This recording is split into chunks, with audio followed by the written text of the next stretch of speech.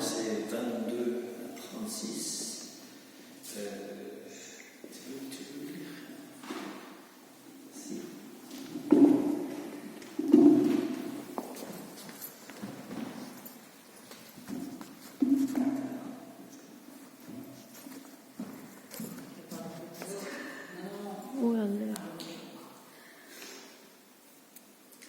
Après cela, Jésus et ses disciples vont dans la région de Judée.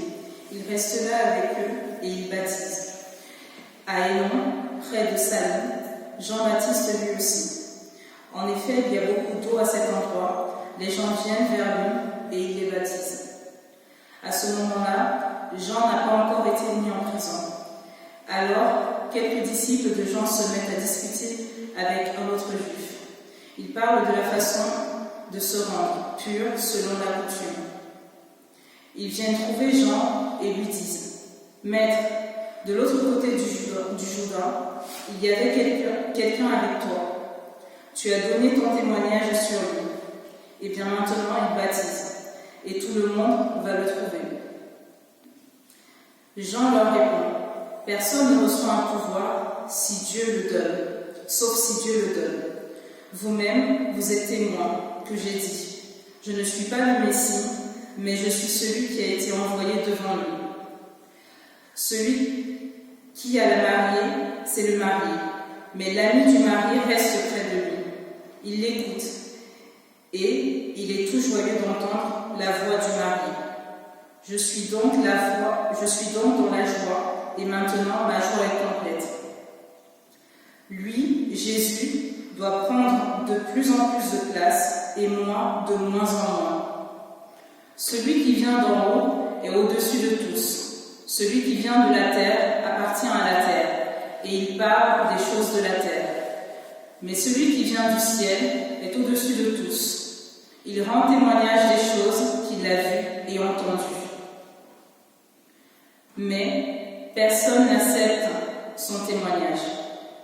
Celui qui accepte son témoignage montre bien que Dieu dit la vérité. Celui que Dieu a envoyé dit les paroles de Dieu. En effet, Dieu lui donne l'Esprit Saint totalement. Le Père aime le Fils et il l'a tout mis dans ses mains. Celui qui croit au Fils a la vie avec Dieu pour toujours. Celui qui refuse de croire au Fils ne verra pas cette vie, mais la colère de Dieu restera sur lui. Amen.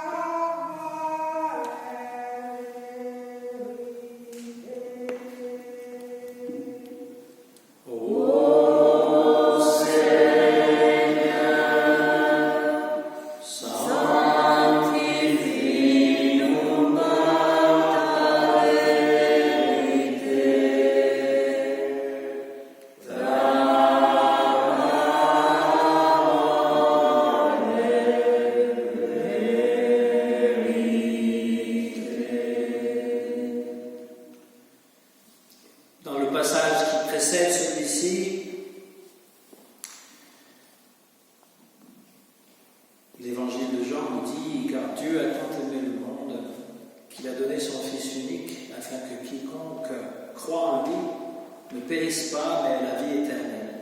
Car Dieu n'a pas envoyé son Fils dans le monde pour juger le monde, mais pour que le monde soit sauvé par lui. Et donc juste après, nous avons Jésus et les disciples, et on nous dit que Jésus baptise. C'est le seul endroit dans les évangiles où on dit que Jésus baptise, ce qui est d'ailleurs contradictoire avec le début du verset 1 du chapitre prochain, 4, c'est-à-dire juste après ce qui vient d'être lu. Jésus a plus de disciples que Jean, et là il dit qu'il baptise plus que Jean, mais en fait Jésus ne baptise personne. Seuls ses disciples le baptisent. Alors, on peut se questionner sur la nature de ce baptême. Évidemment, si le baptême, ça signifie, comme Paul le dit dans une de ses épîtres, que nous mourons avec Christ et nous ressuscitons avec lui, ce baptême-là n'avait pas été encore donné par Jésus. Et s'il s'agit du baptême de l'Esprit que Jésus donne, évidemment, ce baptême-là non plus n'avait pas été reçu. L'autre particularité dans ce passage, c'est qu'on nous dit que Jésus a commencé sa mission déjà, et Jean est toujours là. Il n'a pas encore été mis en prison. Alors que les trois autres évangiles, qu'on appelle les évangiles synoptiques, du mot grec synopsos, qui veut dire semblable, parce qu'ils se ressemblent dans leur déroulement et dans les descriptions, alors que Jean est très différent. Et bien dans les évangiles, donc de Marc, Luc et Matthieu, il est dit que Jean était mis en prison déjà. Et puis les disciples de Jean se disputent entre eux parce que Jésus, qui a été baptisé par Jean, eh bien maintenant se met à faire aussi des baptêmes. Les disciples du Baptiste, certains sont devenus des disciples de Jésus, ils ont abandonné Jean le Baptiste pour aller suivre Jésus. D'ailleurs, sur la recommandation de Jean lui-même, et d'autres sont restés fidèles au Baptiste. En fait, on se serait attendu à ce que tous les disciples du Baptiste, surtout lorsque celui-ci a été arrêté et mis à mort, seraient devenus chrétiens. Mais l'histoire nous prouve que non. Ça, c'est pas l'histoire de l'Église, c'est plutôt l'histoire des événements, des réseaux, des différentes religions. Eh bien, les baptistes ont resté fidèles à la mission du baptiste jusqu'au IVe siècle, à l'époque où finalement la religion chrétienne va devenir la religion de l'État. Et là, ils vont disparaître. Parce qu'ils probablement qu'ils croyaient que c'était Jean le Baptiste qui était le Messie, et non pas Jésus. Ça, c'est pour la petite histoire. Quand on revient au texte, on a l'impression qu'il y a une rivalité entre les deux groupes. Jésus a plus de succès que Jean. Et donc, Jean aurait très bien pu s'irriter, il aurait pu faire preuve de jalousie. C'était son disciple, après tout. Enfin, il avait fait l'acte de l'onction par le baptême, et ce disciple était devenu plus grand que le maître. Et la question faisait débat, en tout cas, au sein de la communauté des baptistes, probablement aussi au sein de la communauté chrétienne, puisqu'on en parle souvent. On va dire toujours que Jean, non, il a toujours dit que c'est pas moi le Messie, c'est lui. Voilà. Mais il semble qu'il y a quand même, la question était débattue. Ce qui est intéressant, c'est qu'ici, on nous dit que Jean se considère simplement comme le héros, dont la mission est d'annoncer son maître. Alors le héros, pas H-E-R-O-S, mais héros H-E-R-A-U-T. En fait, c'est un émissaire, quelqu'un qui vient annoncer la venue de son maître. Son ministère à Jean a été rayonnant. On le dit d'ailleurs dans les évangiles synoptiques que toute la Judée venait vers lui pour se faire baptiser. Et aujourd'hui, son ministère est en perte de vitesse. Mais dans l'une et l'autre des situations, il se considère comme un instrument. Il ne se lamente pas quand sa mission n'a plus autant de succès qu'avant. Un ministre, ça veut dire, la traduction du mot ministre, c'est un serviteur. Il faudrait peut-être appeler ça à certains de nos ministres. Voilà. Ça veut dire serviteur. Et un ministre fait ce qu'il doit faire. Alors, il y a le ministre du culte aussi. Voilà. Le ministre du culte, il fait ce qu'il doit faire et se considère comme un serviteur inutile. Alors, le mot inutile peut être traduit différemment. Remplaçable, on va dire. Il n'est pas irremplaçable. Moi, j'aime bien cet humour noir quand on montre une tombe et on dit si j'ai quelqu'un qui se croyait irremplaçable. Tout le monde peut être remplacé.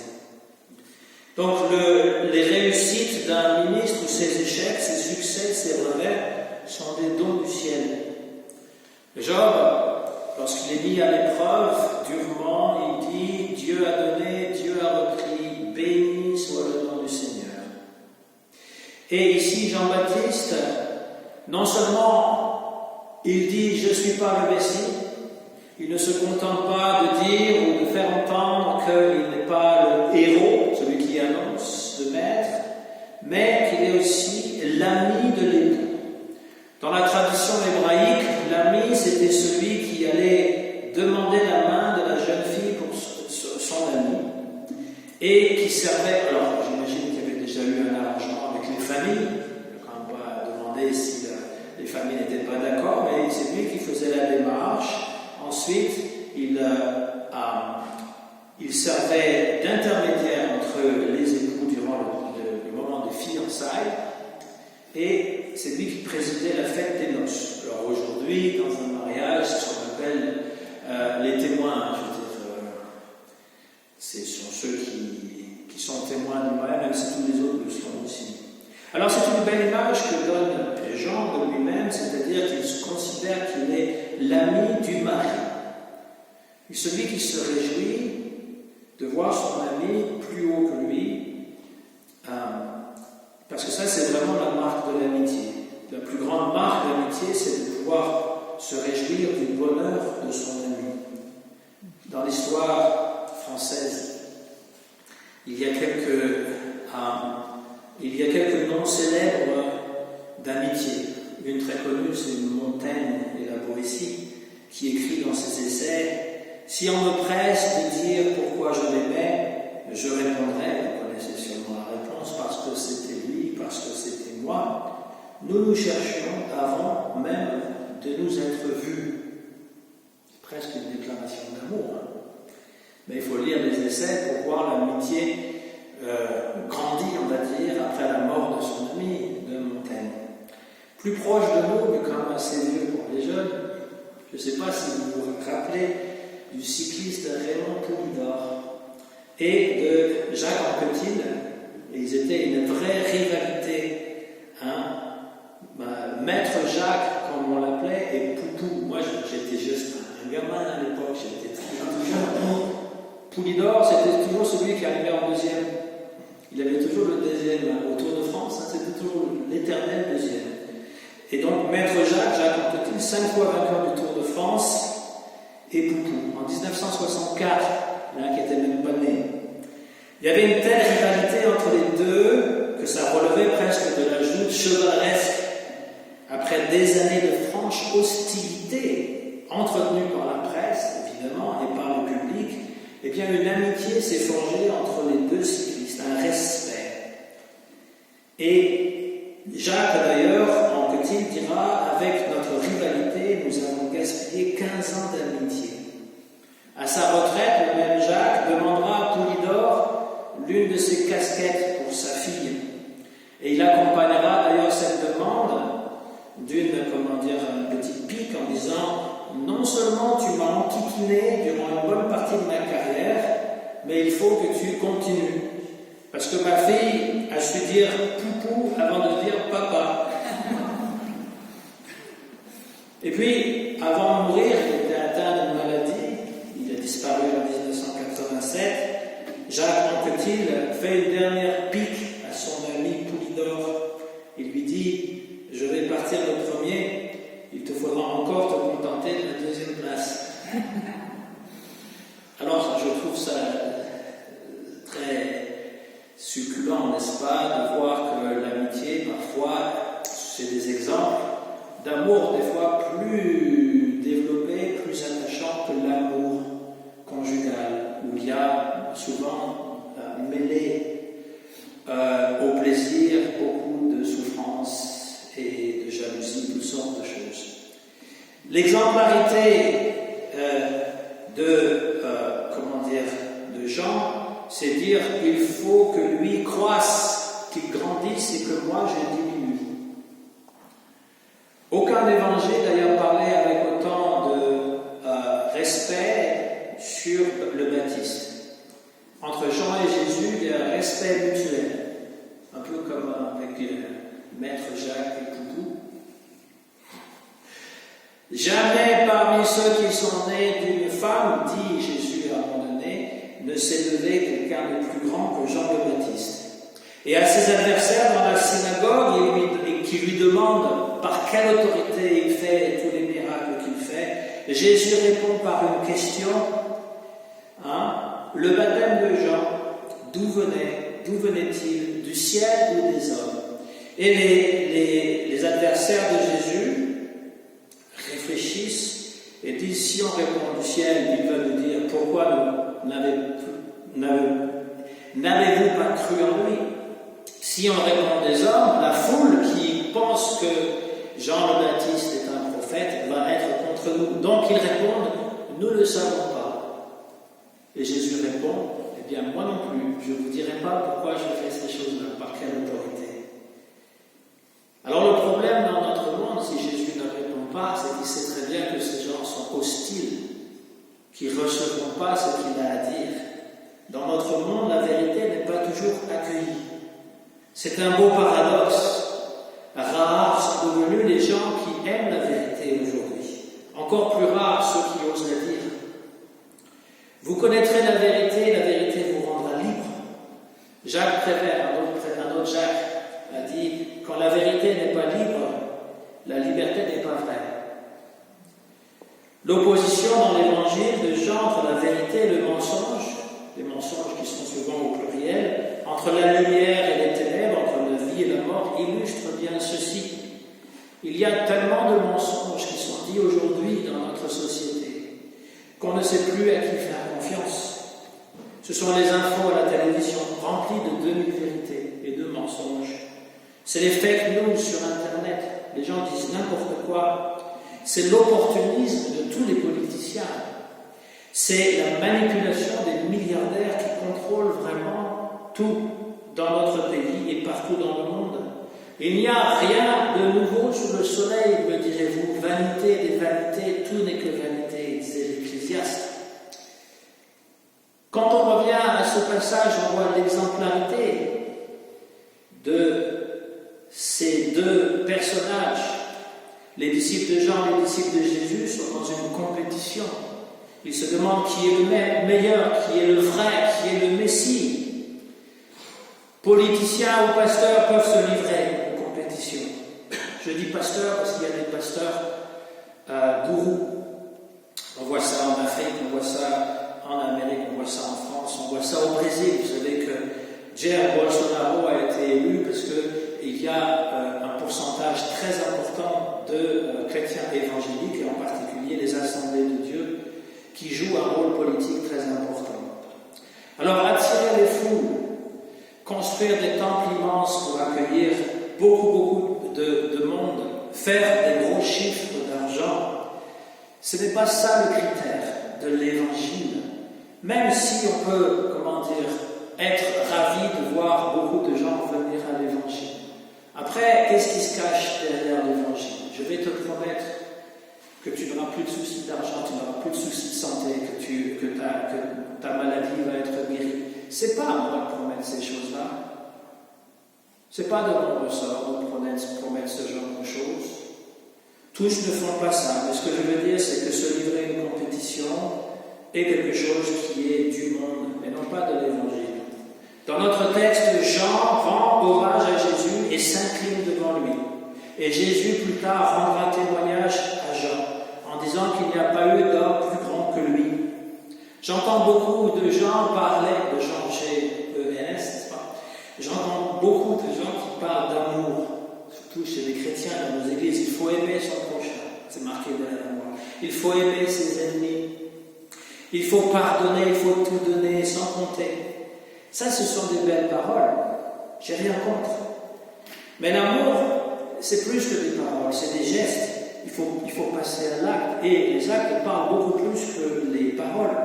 C'est ce qu'on fait qui compte, non pas ce qu'on dit. Il faut donc changer d'attitude et agir réellement avec sincérité et avec respect. En outre, si nous voulons résumer tout l'Évangile, elle se résume dans une seule phrase. Car Dieu a tant aimé le monde qu'il a donné son Fils unique, afin que quiconque croit en lui ne se périsse pas, mais ait la vie éternelle. Et la phrase qui suit vient compléter. Dieu n'a pas envoyé son Fils dans le monde pour juger le monde, et envoyer tout le monde en enfer. C'est pas pour ça qu'il est venu, mais pour que le monde soit sauvé